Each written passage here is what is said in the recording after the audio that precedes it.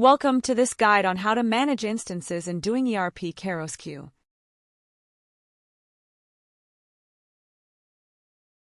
Let's get started. Step 1. Login. First, log into the KairosQ application. Enter your username and password. Once you are logged in, you will be directed to the dashboard. Step 2. Navigate to the Instance Management section. From the dashboard, locate the Instance option in the main menu. Click on it. This will take you to the Instance Management page. Step 3. Add or update instance details. On this Instance Management page, to add a new instance, click the Add Instance button and fill in the required details such as ID, customer name, environment name, whether it is a test instance, Dev1, Dev2 or Dev3. Provide the instance URL, username, and required password. After entering all the credentials, click on the Add button.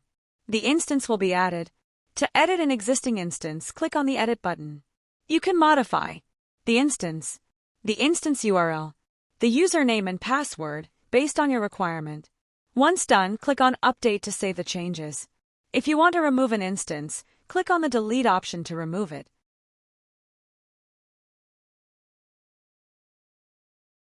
Once you have made all the changes, you can view the updated instance under the Customer tab. Navigate to the Customer tab.